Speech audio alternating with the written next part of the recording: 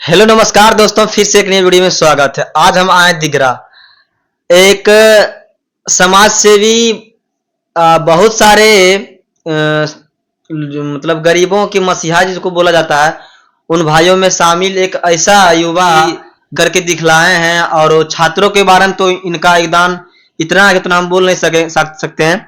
और आइए उनसे आज बहुत सारे मुद्दे पे बात करेंगे। कैसे हैं भैया?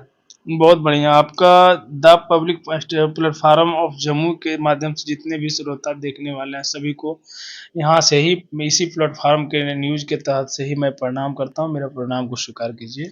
और मैं बहुत बढ़िया हूँ। आप कैसे हैं? हम भी बड़ी बढ़िया है भैया। भैया, आप छात्रों के संग बहुत दिनों से संघर्ष करके यहाँ तक पहुंचे हैं, छात्रों को इतना हेल्प किए हैं। और छात्रों को अभी देखा जाता है तो पटना के रोडों पर बेहरमी से पीटा जाता है, उसके बारे में क्या बोलिए? देखिए, छात्र जो होती अभी का जो राजनीति हो गया है वो छात्र जीवन की राजनीति में कुछ रखा नहीं गया है। छात्रों को इन लोग कुछ समझता ही नहीं। धुआं पैर का धूलि बराबर समझती है सरकार। जो सरकार अभी है बिहार में हमारे एनडीए की सरकार, ये छात्र हित की सरकार नहीं है, न किसान हित की सरकार है, न तो युवा हित की सरकार है। ये एक्चुअली तानाशाह की सरकार है। ये एक्चुअली बिजनेसमैन की सरकार है, करोड़पतियों की सरकार है।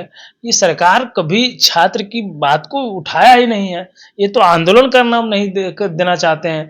ये छात्र को देखना कहाँ चाहते हैं? जहाँ सीटेट के मुद्दा हो, बीपीएससी के मुद्दा हो, जब भी पेपर लीक हुई तब हम बहुत मजबूती से छात्रों के साथ में रोड पे दिखे हैं और रोड पे लाठी खाए, जेल गए।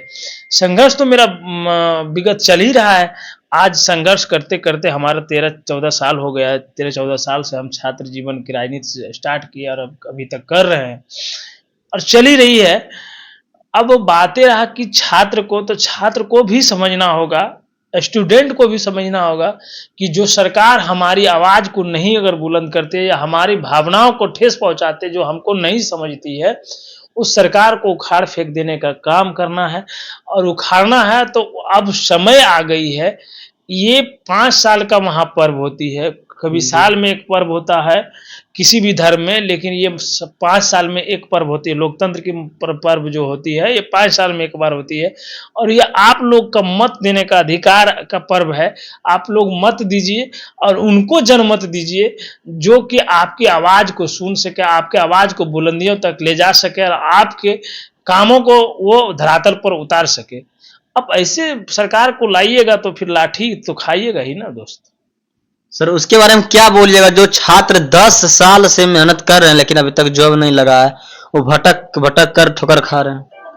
हाँ, तो मैं ऐसे छात्र, वैसे लाखों लाखों 10 लाख 20 लाख करोड़ों छात्र है जो कि कहीं पटना में, कोई बिहार शरीफ में, कोई जमुई में, कोई भागलपुर में, कोई बांका में, कोई मोतिहारी में, कोई भोजपुर में, कोई आरा में, मतलब तैयारी कर रहे हैं और अपने जीवन को समर्पण कर चुके हैं।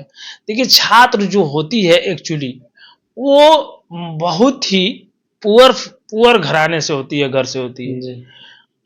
ये जरूरी नहीं है हर घर से छात्र होता है, दोनों घर से होते हैं। पुअर घर से भी होता है, मिडिल क्लास घर से भी होता है और अपर घर से भी होता है। छात्र एक कैटेगरी ही अलग होती है जो कि छात्र का किसी का जाति नहीं होती है, अब किसी का योग नहीं होती है। तो छात्र लोगों को सोचना होगा कि हम इतने दिन से अडिक मारे हुए हैं, वैकेंसी नहीं दे रही है, ये सरकार हमारी सुन नहीं रही है, तो इस सरकार को बदलना है। इस सरकार को बदल के महागठबंधन के सरकार को लाए और इसके बाद नौकरी जो जिस तरह से तेजस्वी जी 2017 महीना में 5 लाख नौकरी देने का काम किए, अगर 2025 में उनकी जनमत आती है, उनकी सरकार बनती है, तो उन्होंने बोला है कि हर घर में हम नौकरी देंगे, वो नौकरी देंगे।